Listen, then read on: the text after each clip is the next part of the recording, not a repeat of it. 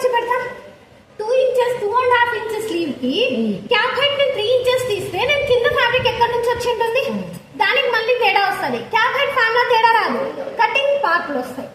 Cutting మార్పులు నేను రాని చెప్తాను, కానీ కటింగ్ లో మాత్రమే మార్పులు వస్తాయి, కానీ అలా రాదు. సో తర్వాత దానికి ఎక్కువ తక్కువ అనేది పెట్టుకోకుండా కరెక్ట్ పెట్టుకుంటే మనకి ఈ హ్యాండ్ అనేది చక్కగా కూర్చుంటుంది. అలా కాకుండా క్యాప్ హైట్ కానీ చాలా మంది ఏమంటారు 4 పెట్టండి, 5 పెట్టండి, 3 పెట్టండి, 2.5 పెట్టండి అంటే 2.5 అంటే ఇక్కడ రింకిల్ ఇట్లా ఇట్లా కూర్చుంటుంది. ఆ స్లీవ్ అనేది సరిగ్గా ఇదంతా ఇట్లా పొడవు వస్తుంది. ఇది కరెక్ట్, ఇది చంట ఇక్కడ నుంచి ఎంత ఉందో ఇక్కడికి తేడా ఉంటుంది కదా మనకి. సో ఆ తేడాని గమనించాలి. సో దాన్నే మనం క్యాప్ హైట్ అంటాం. సరే ఇంతవరకు అన్ని ఒక అసలు షార్ట్ హ్యాండ్ మాత్రమే అది అన్నావు, నార్మల్ దానికి కాదన్నావు ఎందుకు? 4 కి 4. సో ఇదే చెస్ట్ మెజర్మెంట్ పోయినా 3. సో ఇక్కడ ఎంత మిగిలింది? 1.5 మిగిలింది. 1 మిగిలింది.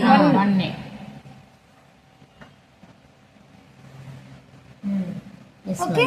సో మిగిలినప్పుడు నువ్వేం చేయాలి? ఇక్కడ నుంచి మళ్ళీ కామన్ గానే ఇది పెట్టుకుంటా, నేను ఇలా కలిపేసుకుంటా. అవును మేడం. ఓకే. దీని హ్యాండ్ రౌండ్ కూడా ఏదో ఎంతో వచ్చింది. సో దీన్ని కూడా ఇలా పెట్టేసుకున్నాం. సో కుట్టేసరికి ఈడ ఇంత పోయింది, కుట్టేసరికి అది అంటుంది. కానీ సో ఇది ఇలానే పెట్టేసుకొని ఇక్కడ నుంచి 1 ఇంచ్ ఎక్స్ట్రా పెంచుకోవాలి. పెంచుకొని ఈ 1 ఇంచ్ ఇక్కడ నుంచి ఇలా పోతుంది వచ్చి దీని నుంచి ఇది డౌన్ అవుతుంది. సో ఇది నువ్వు 2.5 పెట్టు, 3 పెట్టు, సేమ్ క్లాసే జరుగుతుంది.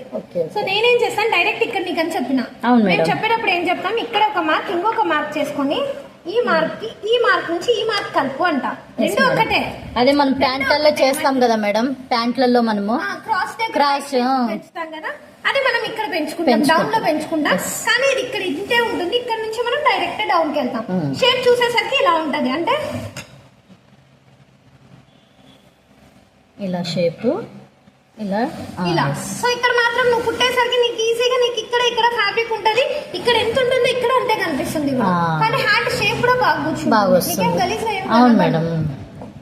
ఇదే మేడం ఈ డౌట్ చాలా మేడం. ఇది 5 ఇంచెస్ 4 ఇంచెస్ అలా కూడా యూజ్ చేయను. 3, 3.5, 2.5 ఇది కూడా మస్ట్ చూడు, ఇది నేర్చుకోవాల్సింది.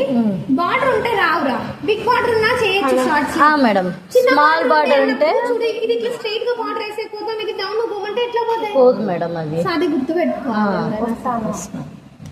Clear? Yes madam. Thank you.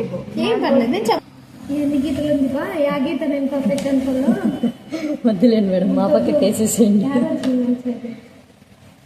Madam ఇప్పుడు ఈ లైనింగ్ ఎంత తీసుకున్నాడు? 120. నేను 120నే తీసుకుంటా. 120, 130, 1.5 వరకు పోతుంది నా లైన్. ఇప్పుడు ఎలా అంటే ఇప్పుడు డ్రాప్ వస్తుందా, ఆ డ్రాప్ కి నేను క్యాన్వాస్ వేయాలి. ఎక్కడి నుంచి తీసుకొని రావాలి నేను క్యాన్వాస్ కి ఫ్యాబ్రిక్? వాళ్ళు ఇచ్చిన దాంట్లో అస్సలు సరిపోదు. నాదే 10 రూపాయలు పోయినా పర్వాలేదు, నేను ఫ్రీ మూమెంట్ తో పని చేయాలా, నా పాలసీ. ఇప్పుడు మేము లైనింగ్ కొనుక్కోవాలంటే ఏదైనా ఎంత తీసుకోవాలి? ఎందుకు అంటే దేనికో ఒక చోట మనకు యూజ్ కావాలనుకున్నప్పుడు, అవసరం ఉన్నప్పుడు చేయాలి. మళ్ళీ వేరే ఫ్యాబ్రిక్స్ యూజ్ చేసుకోకుండా ఉండడం. ఇప్పుడు ఆ 120 అన్న 15 రూపీస్ ఎక్స్ట్రా.